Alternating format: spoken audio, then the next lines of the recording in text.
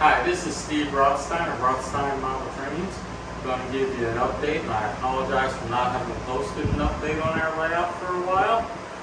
For the past several weeks, we had some problems with the track where cars were derailing and decoupling.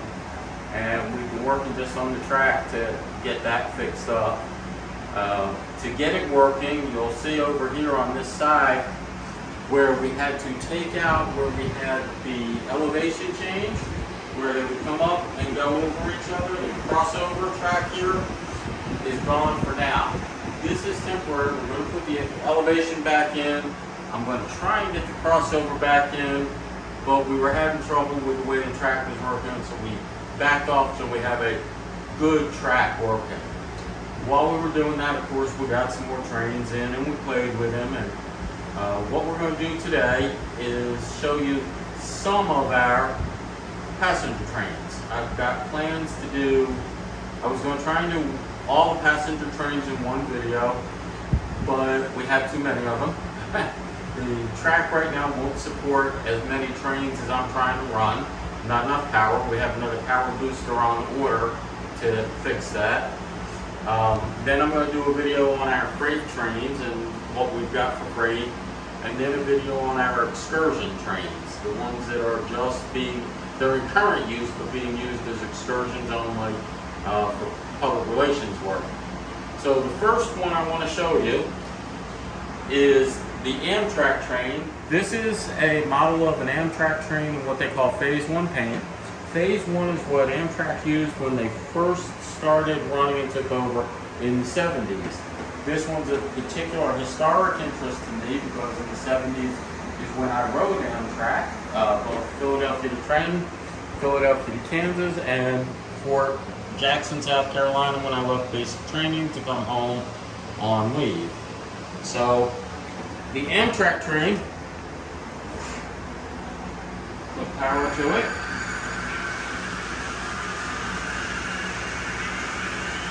And let's see if we can get it moving.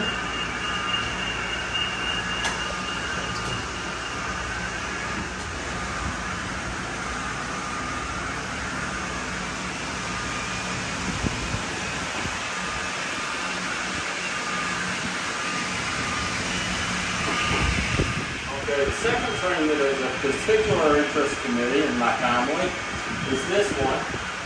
We've nicknamed this the Grandma train. It is a Chicago and Northwestern, and it's one of what they call the 400-minute trains. 400 miles in 400 minutes. Plus the route.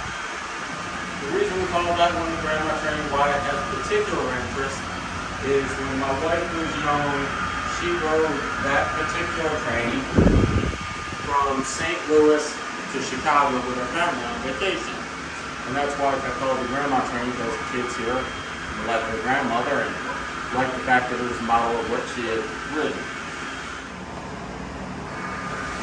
The next two trains are of interest to me just for historical interest. They look neat. This one going by now is the Milwaukee Road Olympic Hiawatha train, ran the Northwest route. I think that the dome car in the center of it and the dome observation car on the end are interesting designs. And I like the paint job, but it's a really nice train. Most people that see it like it. And here we have, this train is a model of a Union Pacific passenger route. The way they ran it in California, this is the city of Los Angeles, and it was actually an interstate train, and very well known for its day. I like how long it is. The Cato set for it, which is this, very well done. I really like this train, and I like the long trains. We do have a problem with it in that it's too long to go into our stations on our model here right now, but we're going to figure something out about that and try and lengthen the models.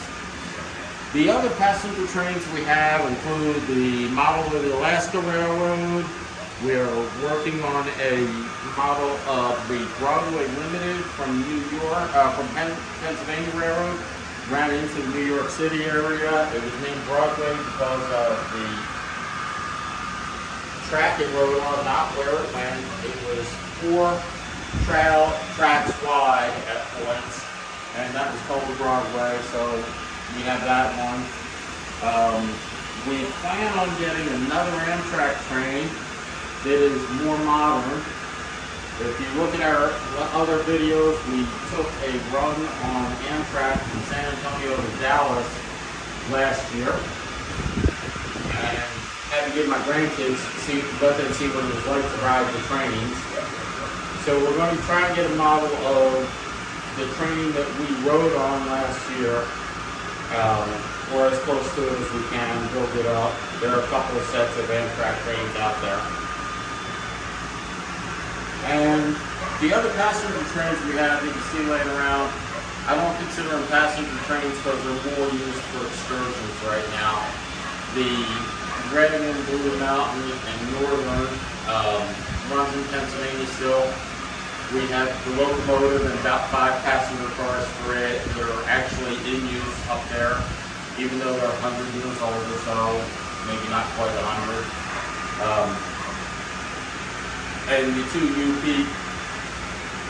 heritage trains, the big boy, and we do have an FEF number 844, which UP ran for years, and you'll see those. Hopefully in a couple of weeks we'll make another passenger train video, and we'll finish up with those passenger trains. We are doing some expansions to these trains that both the Milwaukee here, the Amtrak, and the City of Los Angeles. We've got another locomotive that we're working on to make it a complete set. The City of Los Angeles should have 4 locomotives. We're currently running 3. The Milwaukee should have 3, and we're currently running 2. But we're waiting for parts on order to get the other locomotives and get them running. Then you lost the tail of the Los Angeles there. So we did. We're still having a few decoupling problems, it looks like, and the City of Los Angeles is now broken. So I'm going to say thank you for your support, and I'm going to try and find out why this decoupled again. I appreciate everybody who has subscribed to us and supports us, and all my friends and their comments and any comments. Thank you very much.